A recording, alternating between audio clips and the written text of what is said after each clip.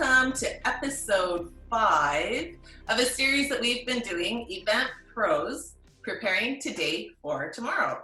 And today I am so excited to have Jesse Kupina from the Central Social Hall with us. He is truly a thought leader in our industry, and I have just loved working with him and really admire a lot of the different projects he's had and currently has. And with no further ado, hey, Jesse, welcome. Hi, Angela. I'm happy to be here. Yeah. So it seems like it was maybe, 3 months ago? And we had been working on like a little video, a promo video together. And then COVID. It was right? like, I was a little bit shocked when that whole thing happened. It didn't see that one coming, and it's been having a huge impact on the world and many businesses in our industry, and it's been tough for a lot of folks. But what's been going on with you since this has all happened? Well, I mean, like you said, it's unprecedented, and that's part of the challenge, I guess, is that as a business person or as somebody who's an entrepreneur, there's always lessons to be learned from previous businesses, or lessons to be learned from mentors, or a lot of great people in the community. This is something that none of us have been through, maybe unless you're like 100 and you were part of the Great Depression. Even so, it's a way different time. It's way different time, and a way different level of people connecting, and a way different level of just news and social media and all that. So certainly we've been doing what we can to stay relevant in the community and keep our brand sort of in the front of people's minds. So we've been doing takeaway and delivery. Yeah. I think that's really awesome how and you pivoted really quick. That was something I was thinking, wow, okay, good for him. He's just super fast on this and looking for new ways to just continue to serve the customer. And, back when we did our video series, one of the things that really impressed me was just how thoughtful you were in what you were offering customers, and you were trying to really give everybody something that was special, no matter what their food preference was. But I gotta backtrack a little bit here. I want you to just share a little bit about your story, because you've been in this industry for how many years? I think someone asked me that yesterday, so I think it's 27 now. 27 years. So in 27 years, in this industry, you've never gone through anything like this before. No. And so what got you started in this 27 years ago, and what's fueled you through this journey? I started, my first ever job was at Arby's when I was 13, and I guess was so that predates my 27 years. I just go back to when I was 18, and some of my first jobs in that time, I worked, busboy, setter. I worked in dish. I was really excited I love the vibrancy of the restaurant. My first kind of cool restaurant job at 18 was with Earl's Clairview. And I opened that store back then, 27 years ago. I was part of the opening team. And that really, inspired me. I love being around people. I love customer service. And I love food, and I love drinks. So it kind of was a natural fit, and that was something I was always drawn to. And as I sort of went through different companies and my career evolved, it was apparent at one point that I was very interested in sort of doing things for myself and putting my stamp on a business, and being a part of a local community from a business owner. Certainly as a young man, being a Gen Xer, entrepreneurship was not back then. It was work hard, find a good company, get a pension, and then retire. So being an entrepreneur was not something that people were doing. And very happy that I took that chance, and here I am today. So what was the catalyst? What was the thing that said, okay, yeah, I'm jumping? Because even though you had all of these years and all of this experience in the industry, it's Yeah. still a leap. It's still a big leap to go from, being in a job position versus owning your own business and being an entrepreneur. What was that catalyst? Like what? Yeah, I was working for a very reputable company that I certainly love today. I eat there all the time. And I was managing there. And this was probably about 2003, 2004, and 2004. And, one day the area manager was in, and I kind of had this aha moment that really that guy, one person, controls my whole lifeline at that company. And that, and I felt an immense amount of pressure when he was in because of that very same thought. And I always did a great job and I was committed, but when somebody has a short glimpse of windows of what what your performance is like and what you're like around the staff, sometimes good people get overlooked, or good people don't get opportunity. And I was getting those opportunities. That, don't get me wrong, I certainly wasn't spiteful or anything, but it kind of dawned on me that day that one person was in control of my destiny with that company, and that one person could make or break me at any time, no matter what I was doing. So I left that position to start with a startup company, a startup new hospitality company. And with that company, I got a small opportunity to be a sort of an owner operator, and so I got my first taste with a great team. And then in 2009, there was a sale of one of the businesses, and I took my little bit of proceeds from that sale as a minor owner, and found my new business partner. And in 2009, I started on my own. So it kind of it certainly I didn't have a plan as to how to get here where I am today. It's just kind of, they say when you open up that opportunity to the universe, that things start to show up. And opportunities did start to show up for me. Yeah. So what's you been like since then? I mean, what's been your greatest learning, or some huge learnings that you've had, like adjustments that you needed to make from, working for others to working for yourself? Wow, I think it's endless. Well, there's some of the things that's really like when you're owning your own business, obviously, one of the good learning tools I have was you still need a good team. Like, doing it all yourself is overwhelming. And so really identifying what you like to do, what you're good at doing, and try to align yourself with people that are maybe good at the things you don't like to do, or good at things that you don't want to do, or you don't excel at. I don't excel at spreadsheets. I don't excel at construction, but I certainly do like construction from a throw in my 2 cents point. And I certainly am able to do spreadsheets, but that's not where my passion lies. So, really aligning yourself with a good team. And then the big thing that I tell people is that, there's always, when you're in a company, there's always somebody that you can go to and say, hey, what do you think about this? Or somebody that is, a challenge comes your way, and sort of you have this moment where you're like, well, that's above my pay grade, so I'll leave it up to so-and-so. And at that moment, when you're an entrepreneur, the buck stops with you. So there's been a lot of moments where I really was like, wow, I wish I had a boss I could pass this along to. But it really forces you to do it and learn as you grow. Yeah, totally. And that thing that you're talking about with you can't do it on your own. Like, you need a good team.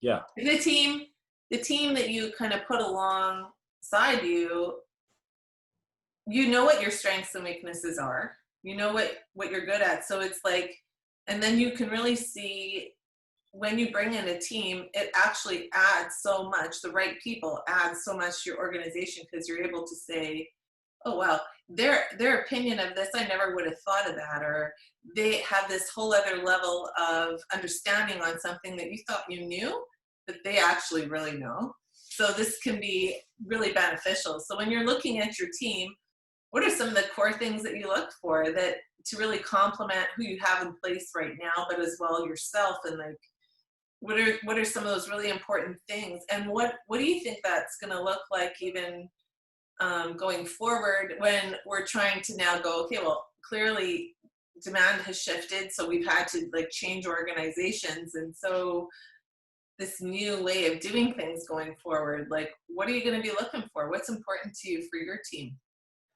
Yeah, I look for like-minded people in the sense of that they want to leave a stamp on something, that they do have an opinion, but they also have a collaborative approach to things.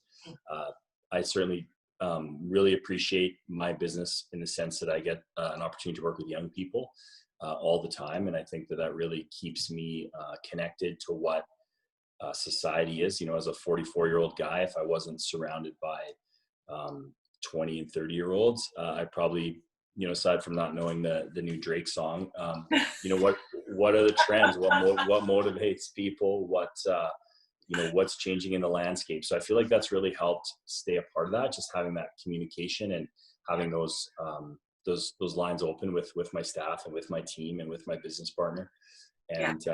and just bringing people in that have that commitment, and also, like I said, are that want to give ideas. I don't need a bunch of people just to tell me my ideas are good. I mean, I appreciate when people do tell me my ideas are good when I have a good idea, but I also appreciate when someone, gives me a different direction or shows me another way to consider something. Oh yeah, totally. And sometimes as a leader, I think that that's a gift. And we don't, as leaders, always see, oh, okay, here comes so and so again. I know it's going to come from there. Yeah. But at the same time, it's a gift because if you pay attention and listen carefully, they're along your side. They're showing you something that maybe you never thought of. And it's not necessarily that they're coming with the spirit of, oh, I'm trying to undermine, or be difficult or anything. Oftentimes it's like, I just see something maybe you're not considering. And that is a gift. Yeah, I think that if you find yourself in a room where you're the smartest person, it's time to find a new room. Ah, yeah. Have you ever heard of Felix Dennis? Heard of? No. Felix Dennis, he is the owner of Maxim magazine and serial entrepreneur. And that was one of his big rules that he would talk about often, is that you surround yourself with people that are a little bit smarter than you always, because they're going to carry you through. Yeah, I love that. So really, what I hear you saying is it's people that really feed your passion. People and food. Good time. Yeah, good That's time.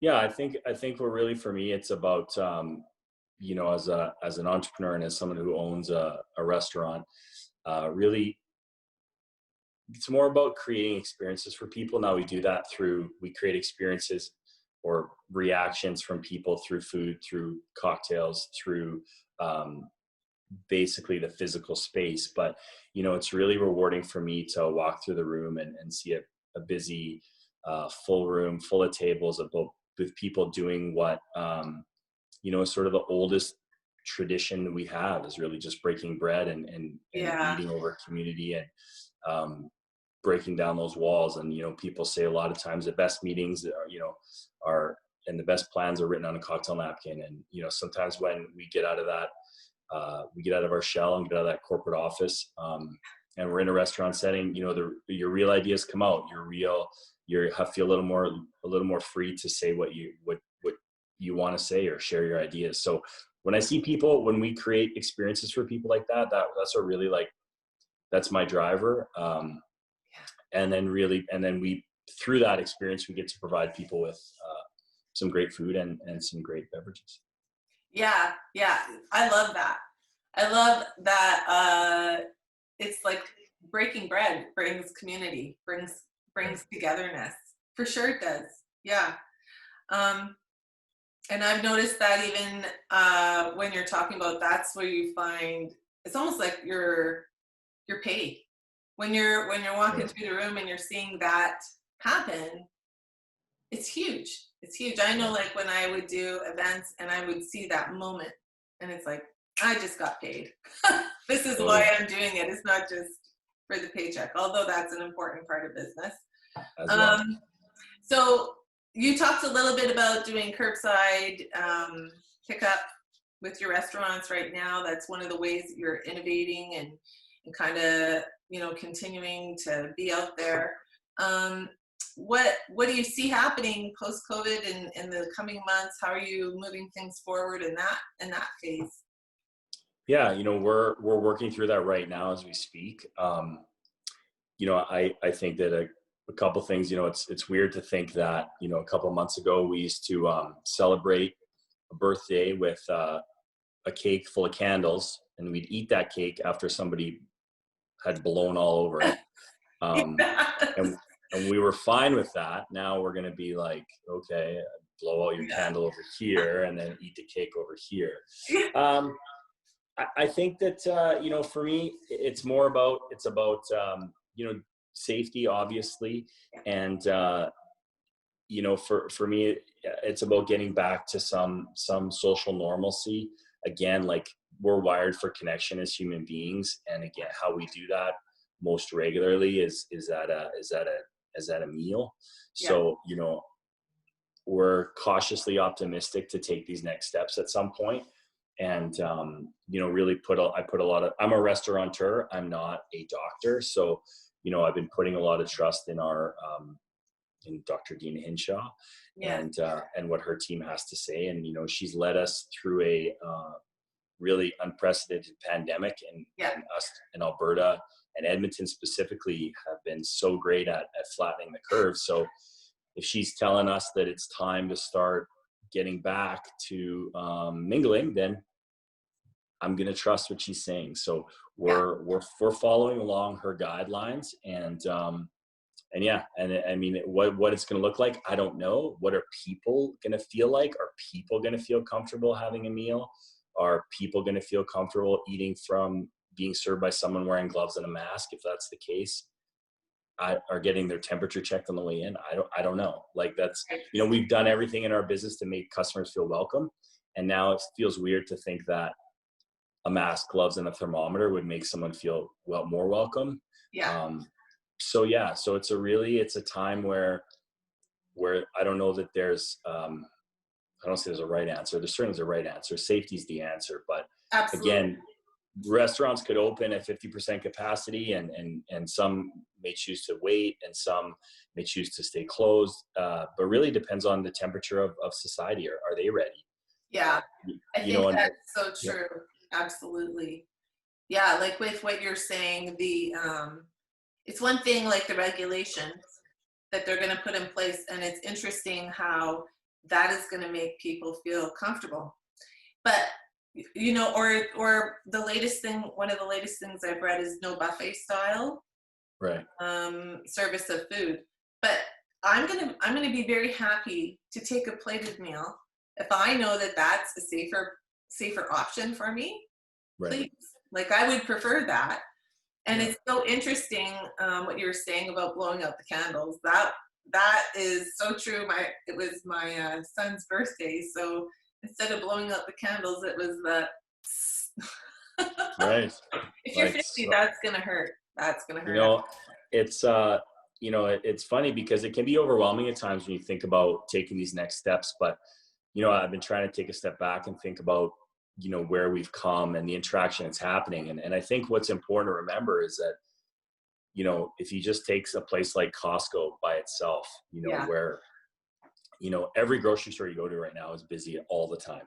So Costco is a huge grocery store. Literally probably see thousands of people a day. There's stats out there that these grocery stores are up 300% in revenue. And there's probably about 100 people, I don't know, that work at Costco at one given time for 6, 7, 8 hours, Yeah. seeing literally thousands of people. And they're doing their best to keep up with safety, but it's not like people are wiping down, like, they're not wiping down every handle on the fridge or handle on the freezer. Yeah. Or, like, there's lots of touch points when you're picking up products. And we've been operating like this for a couple months now, and yet just yesterday we had one new case of COVID. So Yeah. there is, to me, that gives me a sense that when you take a step back, we're not coming from complete isolation, and that there are major stores that have been open with thousands of people. Even if those thousands of people are interacting for short periods of time, Yeah. the hundreds of people that are working there are there for hours on end. So Yeah. that gives me confidence that people are washing their hands, that they're, following proper personal hygiene measures about, coughing into your sleep, sneezing into your sleep. If you're sick, stay home. Like those basic principles of cleanliness that we as a society should always be practicing. But so when you kind of take a step back and you feel tentative about, going to a restaurant or going to your salon or going to a barber or wherever these first steps take us, we kind of have been doing this already. So that's where I find a little bit of solace and a little bit of confidence in what Dr. Hinshaw and her team are saying. Yeah, absolutely. I totally agree with that. And it will, those measures like wearing a mask or whatever other types of measures they ask us to do, those will help people feel more safe, and it will promote safety for everyone.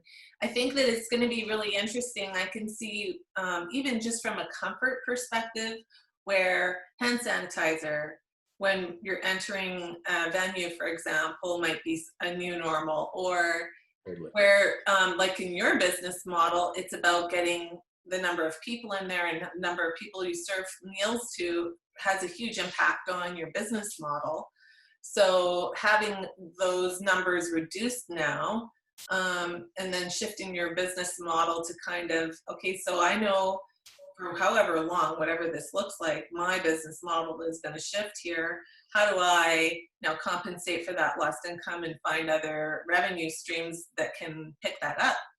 So would you be considering things like continuing to have that blended service, but also people can continue to have the curbside pickup, for example? Yeah, I think that's what, that's obviously a recipe. Again, I don't think that, I think it's about really for us right now, for me, it's just about hanging on. It's not really about, finding a way to, we're not making them. I mean, a restaurant business to begin with is like single digit margins. So this is certainly a passion driven industry. Yeah. And there's not a big bottom line. So, right now we're just really trying to, but yet restaurants and that social interaction is key to any great community. So we're really trying to just consider this as if we can just maintain and keep employees paid and keep in our presence in the community and keep providing that space for people to get together, we're happy. And that people will support us when things do start to feel a little more comfortable, and maybe by the fall or winter that things have moved forward a bit, and we're back up and running in the sense of greater capacities, but also that we're back up and running in the sense that people feel comfortable to go out and eat and drink and socialize again. Absolutely. And I think the people are itching. Like they're itching for it, but they're also cautiously moving forward, and I think that's the responsible approach. Absolutely. Yeah. So you like to socialize. You obviously are a people person. So isolation, or that, being out of that space must be a little bit difficult for you. Yeah. I have a new baby, so I've been grateful for the additional time I probably wouldn't have had with her if we were full operational. Nice. And we have, I live with my wife, and we also have a roommate. So it's nice. There's 3 adults and a child in our home. And we've been doing some fun family dinners and learning how to cook and taking on things that we hadn't done before. And then really for me, the chances I have had to work at the restaurant throughout this time, I just spent most of my time staying 6 feet away from people, but talking to everybody that came in. So just checking in on people and just getting that customer connection. It's just so nice to talk to people again. Yeah. And have that. So that's awesome. So have you taken up any new hobbies? Doing anything a little bit I have a skincare routine now that I do. a morning and night skincare routine. I've made a lasagna from scratch that I've always wanted to learn to do, and I've never done. Wow. I made a beef Wellington for the first time in my life. Another thing I've always wanted to make. So Oh, we've been taking some time to, like, just not create a side hustle, quote unquote, but just learn some new skills and take this time to, when your life is slowing down, to, if you have a Saturday night with nothing to do, those are the nights I'm going to try lasagna from scratch, because it's going to take me 3 hours. So that's where I've sort of developed some new hobbies. But other than that, no, like, I haven't really tried to get too crazy with finding new things to do. Well, having a new baby, that's a major life event that is very time consuming and a wonderful opportunity. So good for you to be able to have that time as well. Like, that's awesome. Totally. Yeah. Yeah, a gift, really. A Yeah. gift in that regard. Yeah, so any pieces of advice that you would say to people in our industry as they're trying to navigate some of the challenges that they're facing right now, and how to move forward into this next phase that we're moving into? No. I have none. I would like some. That's the straight up honest answer. I don't even want to offer advice, because I feel like I don't know, not that I don't know what I'm doing, but I mean, we're having constant meetings and just discussing options. And,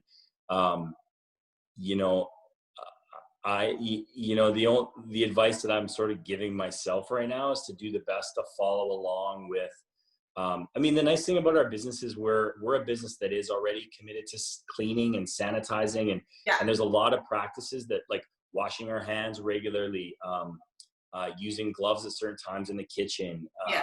There's the mandates that we already have for food safety and for prevention of spreading, what we used to call cold and flu. So, we're upping all that, obviously, and trying to find creative ways to make people feel safer. Mm-hmm. But I don't have any advice, honestly. Like, if I knew the secret to doing this, I may tell you in a few months, but I don't have that secret. I'll be really honest. I think that you're not alone in feeling that way, because everyone is just kind of like, I have never been here before.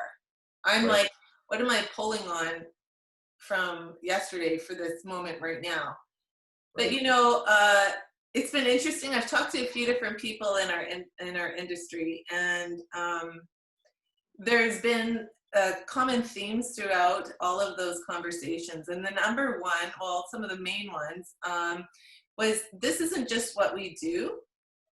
This is an expression of who we are. And I totally heard that in our conversation just now. It's like, this is a part of who you are. It's how you have moved forward to make a life for yourself, but it's coming from a deeper place. And so I think that's just amazing that you've been able to achieve that.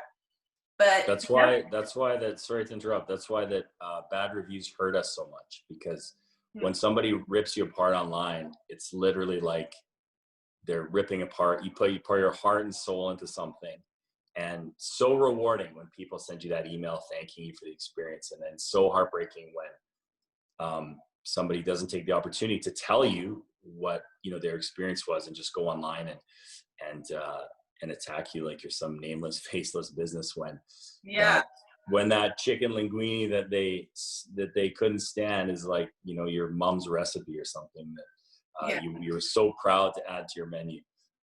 So that's why you're right. This is definitely an extension and expression of who we are as individuals and what our passions are. And like I said, with this, I'm not a millionaire. And I don't know a lot of restaurateurs that are. Maybe Gordon Ramsay, but he didn't make his money. Maybe made his money from TV. Yeah. And it's a business of passion, and a business that about providing something to people and that we hope they like. Yeah. And I think even further than that, it's the breaking of bread and creating community and in a tradition that's been done for many, many years. And I think it will continue.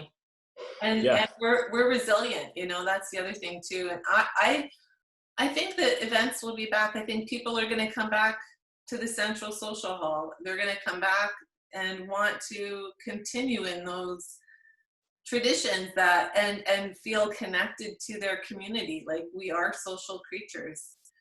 Right. Yeah. But you Yeah. know, I can't see it. Like, I obviously we'll proceed with caution as a human race right now. But I agree. We've been through many pandemics. I read an article yesterday. It was kind of crazy that in 1969, when Woodstock started planning, they were in the peak. They started planning in January for a fall Woodstock, and it was the peak of the pandemic at that time. And literally, like, I think 100,000 people died in the U.S. and the article said 1 million in the world died as H3N2. I yeah, can't remember the pandemic name, but there was no businesses closed, nothing slowed down, and it was a really, really bad pandemic. So, as a society and as a human race, we've been through this before. It's just a different time and a different level of awareness, I think, that's going on right now, and probably a much heightened level of media and access to information. Whereas in 1969, maybe most people didn't even know there was a pandemic going on. yeah. But that being said, I think that we'll pull forward and get back to. I know people talk about this new normal a lot, and they say, "What's that going to look like?" For me, I think honestly, it's like from somebody that is in the restaurant business that for my whole life, I've Yeah. literally been touching people's glasses, plates, Yeah. leftover food. I don't get sick often, because we just were washing our hands all the time. That's what's ingrained in us, to constantly wash our hands. Yeah. I have the driest hands all the time, because I just wash them all the time, and that's just what we're. So I think if we practice those common things moving forward, once we're months past this, that I think is the new normal, which isn't bad. I think it's great that if people are aware that, hey, like, I'm sure that regular flu numbers are also way down right now because of this severe steps that we're taking. So if people were just more considerate about washing hands, wiping down gym equipment, that type of thing moving forward, I think that will go a long way, because the reality is, according to what I've learned from COVID, we're not healing it. We're not ending it. It's going to be around. It's a new thing. It's a new thing that's out there. So we have to find a way to deal with it. And I think, again, it's just those personal hygiene steps that are really going to bode the most success for us as a society. Absolutely. And you know what? This isn't new in the regard of the sanitation requirements, food and safety regulations. And I think that what is going to shift is the tolerance and awareness of the public. Right. For establishments and folks that aren't following that, it's not going to be okay. And it's not that it's never been okay, but people have maybe not been aware of that, or some of the things that have happened. So, you know what, I think that this is not a bad thing, like in the regard of making sure that we are just really being diligent for food safety. Absolutely. I think it'll just make people healthier long term. Absolutely. Like if you kept these practices, just washing your hands regularly, and again, not coughing and sneezing, staying home when you're sick, you won't get sick as often. Like, you'll be healthier. Yeah, exactly. Yeah. Well, you know what? I think that's a good thought. You just gave a piece of advice. Okay. Wash your hands, people. Wash your hands. That's my advice. Wash your hands. Did you ever get that when you were a kid? There was this, like, wash your hands, this video that, like, when you were in school, right, that I remember seeing, and it's like, okay, wash your hands, and this is how to wash your hands. So, you know what? This is what our kids are learning now. Right. And you know what? It's like, I'm sure we've all seen people, no one will admit to not washing their hands in the washroom, but we've all seen somebody come out of a stall, walk right out, or like do the I don't know, the showing thing where you just run your hand quickly under the water. But that's the reality. That's the reality of the world we lived in. And that's why people talked about cold and flu season. It spread so quickly because for the most part, people weren't scrubbing their hands for 20 seconds, and now we are, which is great. And Edmonton for sure is, because we're a severely low number. So as a culture and a community here in our city, we should be super proud of the steps we've taken. And I think we're going to be okay moving forward because we have that mindset in our city anyway. Yeah, absolutely. Absolutely. Well, you know what? It's been just a pleasure chatting with you again, Jesse. Always. And love how you are pivoting your business. Excited to see about what you're going to be doing here in the future. So would love to stay in touch and do another feature in our next series, which we're going to figure out what that is as we move through this time together. Thanks a lot, Jesse. Cheers. Great. Thank you, Angela. Thanks so much, Jesse, for joining us on this awesome series, Event Pros, Preparing Today for Tomorrow. What an insightful discussion. Wow, I hear you, Jesse. No advice. And yet, the simple advice in the end is wash your hands. Wash your hands. The sanitation in the food services industry has always been paramount. And those great providers out there in the restaurant business, this is a really important thing for them. And the great places have practiced this. So, and they're increasing, the bar's been raised and they're doing that. So I take a lot of encouragement in that, and really looking forward to seeing how, to integrate those practices and people feeling safe in those spaces and what that's going to look like. I know that we're going to get through this, and tomorrow is coming. So what that looks like, I guess we'll see. So thanks, Jesse, for sharing your thoughts today. It's been enlightening for sure. And looking forward to our next episode, in which we talk with a venue owner and some of the things that they've been doing, some of the challenges they've been facing, and learning what they are doing today to prepare for tomorrow. Thanks so much for joining us today, and we'll chat soon. Cheers.